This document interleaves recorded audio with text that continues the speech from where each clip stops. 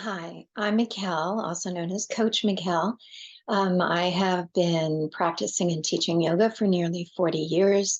I'm also trained as a Gestalt and a Rogerian therapist, and most recently as a certified life coach. So today, what I'd like to talk to you about is space and the importance of space, because space creates flow. And there are three areas where we can create space. First one is physically. So we want to create space in our bodies. One of the best ways to do this is through yoga. So as you're stretching and you're bringing blood and fluid through the muscles and you're letting go of tension, you're actually creating space in the body. And this allows physical flow and energetic flow. Another way we can create space is mentally. How do we stop the mental chatter? When you do a strong yoga class or you do a breathing practice, at the end, your mind is just calm, you're present, you're not freaking out about the past or worried about the future. And so in that way, you've created space as well. And when we have a lot of space in our mind, it allows for magic to happen. It allows for synchronicity and flow. So these are great places to kind of develop some kind of practice for creating space. Another way to create space, mental space, is to pause between your reaction and your response. So let's say a car pisses you off in traffic. You could go all ranty and scream out the window, or you could take a breath. Maybe the person's driving really slow and you're frustrated because you have to be somewhere. So you can take a breath and you can think, you can choose to think whatever you want, right? So you can think, well, maybe they're driving somebody elderly to the doctors, and so they have to go slow. And maybe the fact that they're going slow kept you from getting a speeding ticket. Or maybe something wonderful is going to happen only because you got there a little bit later than you expected.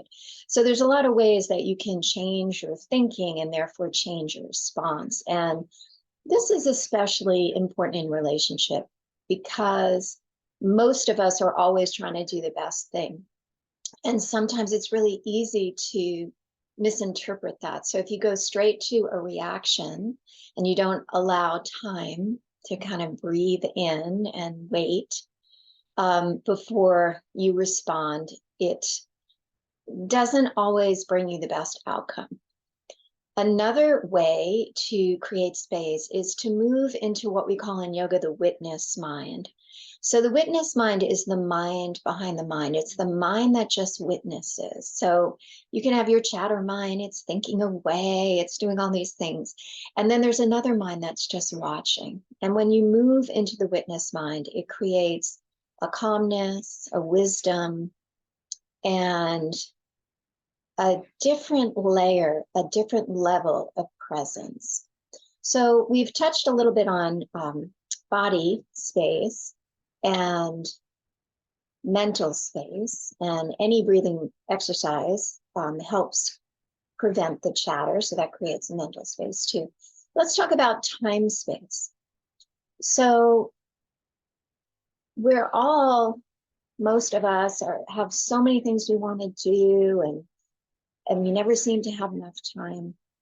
So one of the things that I've learned recently is the difference between capability and capacity. And this was a really big one for me because I definitely have a very creative hummingbird type of mind that wants to do 1,000 things and thinks I can do them all. And in terms of possibility or capability, maybe I can. But in terms of capacity, we do have a limited amount of time. Now we can stretch time by being more present. It just seems like you have more time when you're moving slower and you're not in chatterbrain. But there is a limit with time. And I think it's so interesting that the goddess Kali in Hindu philosophy, and so many yogis love to learn about the goddesses, but not only is she the divine mother and the keeper of time, but she's also the kick-ass goddess of death and destruction. So when she senses corruption or dishonesty, she just completely obliterates so that new life can grow again. And it just makes me think of when you're decluttering, like, what can I get rid of?